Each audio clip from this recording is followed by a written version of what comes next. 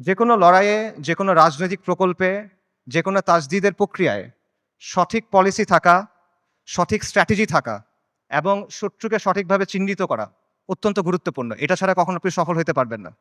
এবং এই জিনিসটা করতে হবে বাস্তবতার নিরিখে, শরিয়ার আলোকে এবং নিজের সামর্থ্য অনুসারে। এটা জজবা দিয়ে করলে হবে না, এটা আবেগ দিয়ে করলে হবে না, এটা উইশফুল থিংকিং দিয়ে করলে হবে না, অথবা হিকমার নামে সুবিধাবাদের মাধ্যমে এটা করলে হবে না। আমি মনে করি আজকে যে বিষয়টা নিয়ে আলোচনা, আল কুদসের মুক্তি কোন পথে, সেই আলোচনার ক্ষেত্রে এই বিষয়টা মাথায় রাখা অত্যন্ত গুরুত্বপূর্ণ। এবং আল কুদসের মুক্তি কোন পথে, এই আলোচনাটাও জরুরি। কারণ ওয়ান্স অ্যান্ড ফর অল আমাদের সামনে এটা স্পষ্ট হওয়া জরুরি যে আল কুদস কিভাবে মুক্ত হবে। গত 409 দিন ধরে গাজায় আমাদের মুসলিম ভাই বোনদের হত্যা করা হচ্ছে, তাদের উপর হত্যাযজ্ঞ চলতেছে, তাদের উপর ধ্বংসযজ্ঞ চলতেছে। শিশুদের হত্যা করা হচ্ছে, নারীদের হত্যা করা হচ্ছে, বৃদ্ধদের হত্যা করা হচ্ছে, পুরুষদের তো হত্যা করা হচ্ছেই। তারা মারা যাচ্ছেন বুলেটের আঘাতে, বোমার আঘাতে, ধ্বংসস্তূপের নিচে চাপা পড়ে, শ্বাসরুদ্ধ হয়ে, জ্যান্ত আগুনে পুড়ে, চিকিৎসার অভাবে, ওষুধের অভাবে, অনাহারে, না খেতে পেয়ে। বাসা বাড়ি থেকে শুরু করে হসপিটাল, ইউনিভার্সিটি, রিফিউজি ক্যাম্প, কোনো কিছু বাকি নাই। ইহুদিরা সব জায়গায় হামলা করতেছে। আমেরিকা, পৃথিবীর top medical journal the Landsat সেটা বলছে যে গাজায় প্রায় 2 লক্ষ মানুষ মারা গেছে, কিন্তু এই সংখ্যাটা নিশ্চিত করা যাচ্ছে না, কারণ লাশগুলো ধ্বংসস্তূপের নিচে চাপা পড়ে আছে। এবং এটা পুরো পৃথিবীর কাছে স্পষ্ট যে ইহুদিরা এখানে একটা গণহত্যা চালাচ্ছে, এথনিক ক্লেন্সিং করতেছে, জাতিগত নিধন এবং জেনোসাইড চালাচ্ছে তারা। খোদ ICJ, international court of justice, তারা বলছে গাজায় যেটা হচ্ছে এটা গণহত্যা হিসেবে কোয়ালিফাই করতে পারে।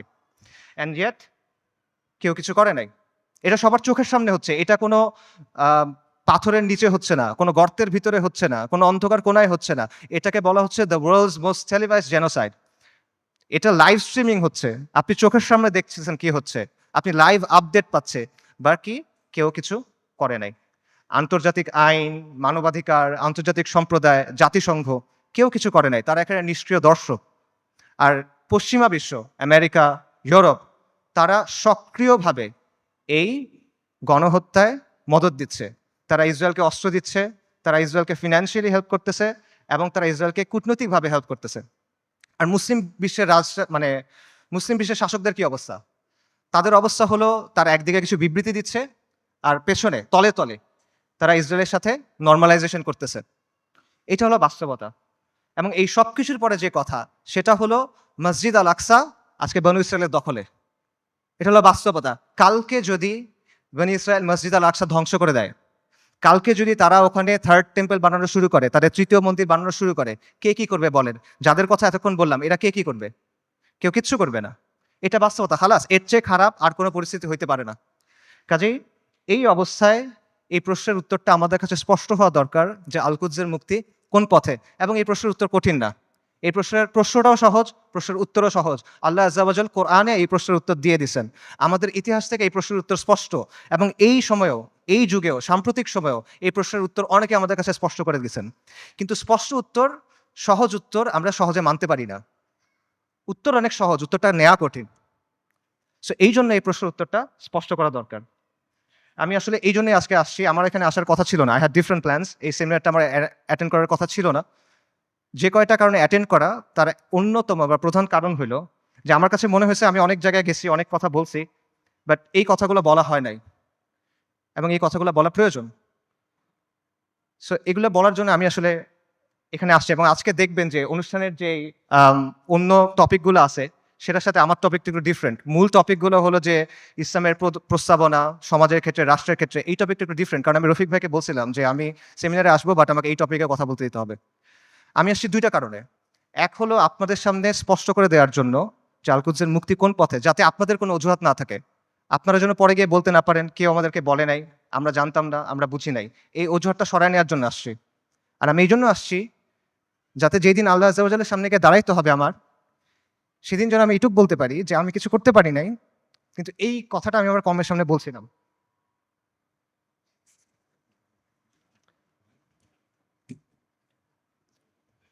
আল কুদসের মুক্তি কোন পথে, এই আলোচনাটা ঢুকার আগে কয়েকটা বিষয় একটু ক্লিয়ার করা দরকার। একটা বিষয় হলো যে শত্রুর নির্মমতা বা শত্রুর নিষ্ঠুরতা, এটা আসলে এখানে মূল সমস্যা না, কারণ এর চেয়েও নির্মম, এর চেয়েও নিষ্ঠুর ঘটনা আমাদের ইতিহাসে ঘটছে, এই উম্মার সাথেই ঘটছে। প্রথম ক্রুসেডের কথা চিন্তা করেন, যখন ক্রুসেডাররা জেরুজালেম দখল করে নিল 1099 সালের জুলাইয়ের 15 তারিখ, আজকে থেকে 925 বছর আগের কথা। খ্রিস্টান ইতিহাসবিদরা লিখছে যে তারা এমনভাবে ম্যাসাকার করছে যে রাস্তায় কিছু কিছু জায়গায় পায়ের গোলারি পর্যন্ত মানুষের রক্ত ছিল, আর কিছু কিছু জায়গায় রক্ত ছিল হাঁটু পর্যন্ত, মুসলিমদের রক্ত।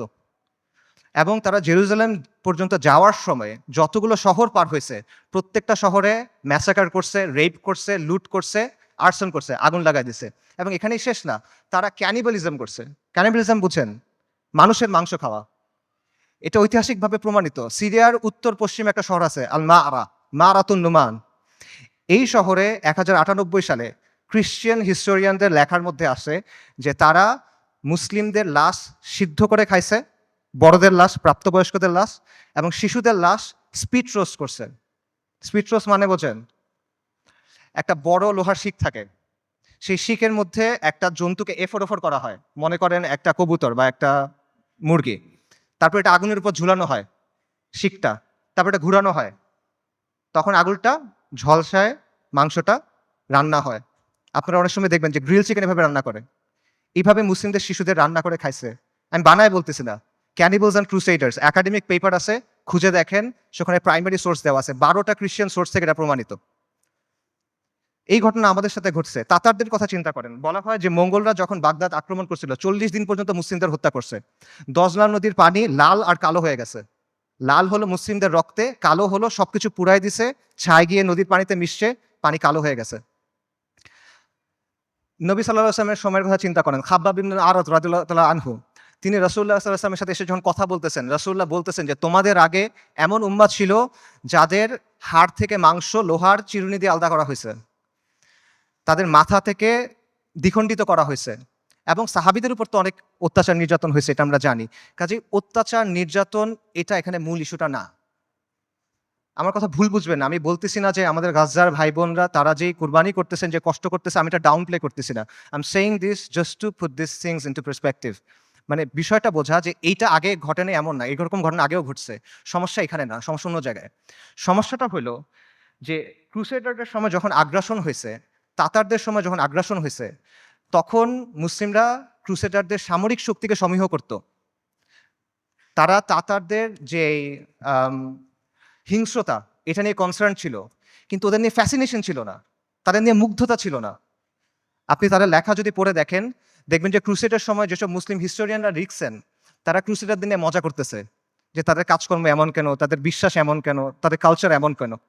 তাতারদের সময় একটা বিখ্যাত ঘটনা আছে, অনেক আলেমদের আলোচনায় শুনবেন, যে হুলাকু খানের মেয়ে, বলা হয় হুলাকু খানের মেয়ে, তাতারদের নেতার মেয়ে বাগদাদ শহরে বের হয়েছে, সে একজন আলেমকে দেখছে, তাকে গিয়ে প্রশ্ন করতেছে, এই তোমাদের কোরআনে না লেখা আছে আল্লাহ তোমাদের বিজয়ী করবেন, আল্লাহ তোমাদের কর্তৃত্ব দিবেন, তোমরা সম্মানিত হবা? আর এটা কোরআন তো ভুল, কারণ আমরা তোমাদের উপরে কর্তৃত্ব করতেছি, তোমরা আমাদের অধীনস্থ। তখন সেই আলেম বলছেন যে রাখাল যখন ভেড়া নিয়ে যায় তখন সাথে কিছু কুকুর নিয়ে যায়, গার্ড ডগস। কেন নেয়? কারণ ভেড়া যখন পাল থেকে বের হয়ে যায় তখন কুকুর ছেড়ে দিতে হয়, কুকুরের ধাওয়া খেয়ে ভেড়াগুলো আবার পালে ফেরত আসে। তোমরা তাচাররা হলো এই কুকুর, আল্লাহ তোমাদেরকে পাঠাইছেন কারণ আমরা দিন থেকে সরে গেছি, তোমাদের ধাওয়া খেয়ে আমরা দিনের দিকে যখন ফিরবো তখন যিনি তোমাদের ছাড়ছেন তিনি তোমাদের আবার বেঁধে ফেলবেন। সুবহানাল্লাহ। আন্ডারস্ট্যান্ডিংটা খুব ক্লিয়ার। তাদের মধ্যে অনুশোচনা ছিল, দুঃখ ছিল, কিন্তু কোনো কনফিউশন ছিল না, শত্রুকে নিয়ে মুগ্ধতা ছিল না। তারা এটা ক্লিয়ার ছিল যে আমরা দিন থেকে সরছি, এই জন্য আজকে আমাদের এই অবস্থা, আমাদের দিনে ফেরত আসতে হবে। কিন্তু আমাদের আজকের কি অবস্থা? আমাদের অবস্থাটা কমপ্লিটলি ডিফারেন্ট। যারা আমাদেরকে হত্যা করতেছে, যারা আমাদের উপর আগ্রাসন চালাচ্ছে, তাদের নিয়ে আমাদের মধ্যে মুগ্ধতা কাজ করে, তাদের নিয়ে আমাদের মধ্যে ফ্যাসিনেশন কাজ করে, এবং আমরা মনে করি যে আমরা আরো বেশি করে কুফারের মতো হইতে হবে, আমাদের কুফারের অনুকরণ করতে হবে, তাহলে মনে হয় আমরা জিততে পারবো, তাহলে মনে হয় আমাদের দুরবস্থা যাবে। এবং আমরা মনে করি যে কুফারের যে তন্ত্রমন্ত্র আছে, কুফারের যে বাদ মতবাদ আছে, এগুলোর মাধ্যমে মনে হয় দিনের খেদমত হবে। আমরা এটা চিন্তা করতেছি। এগুলো কেন হচ্ছে? কারণ শত্রুর দিন নিয়ে আমাদের মধ্যে মুগ্ধতা আছে, আর আমাদের দিন নিয়ে আমাদের মধ্যে আছে হীনম্মন্যতা। ইবনু খালদুন একটা কথা বলছেন যে the vanquish always imitates the victor. যারা পরাজিত জাতি তারা সবসময় বিজয়ী জাতির অনুকরণ করে। এক্স্যাক্টলি সেম জিনিসটা এখানে হচ্ছে। ক্রুসেডের সময়, মঙ্গলদের আগ্রাসনের সময় আমরা সামরিক এবং রাজনৈতিকভাবে পরাজিত ছিলাম, কিন্তু আদর্শিকভাবে পরাজিত ছিলাম না। এখন আমরা সামরিক রাজনৈতিকভাবে পরাজিত, আমরা আদর্শিকভাবে পরাজিত, আমরা মনস্তাত্ত্বিকভাবে পরাজিত। এই কারণে সহজ যে উত্তর, সহজ যে সমাধান, এটা আমরা গ্রহণ করতে পারি না। আল কুদসের মুক্তি কোন পথে হবে? আল কুদসের মুক্তি হবে জিহাদের মাধ্যমে, কিতালের মাধ্যমে, তরবারির ধারালো অগ্রভাগ দিয়ে আল কুদস মুক্ত হবে, আর কোনো কিছু দিয়ে হবে না। আল্লাহ আযজা ওয়া জাল কোরআনে বলছেন আল কুদসের জন্য আপনার করণীয় কি?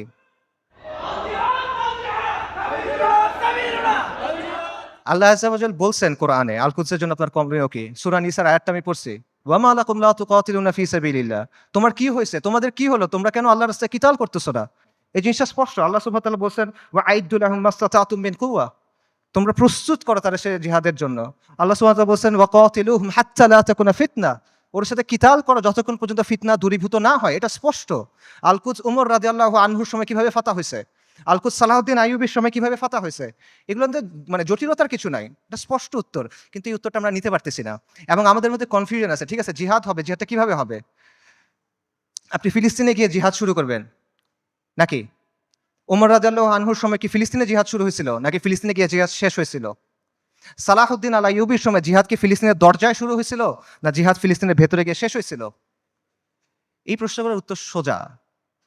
আপনি কি জিহাদ ফিলিস্তিনে গিয়ে শুরু করবেন, নাকি জিহাদ করতে করতে করতে গিয়ে আল্লাহ একসময় আল আকসাকে আমাদের হাতে দিবেন ইনশাআল্লাহ? أمة الإسلام بشرى إننا نلمح فجرا في شباب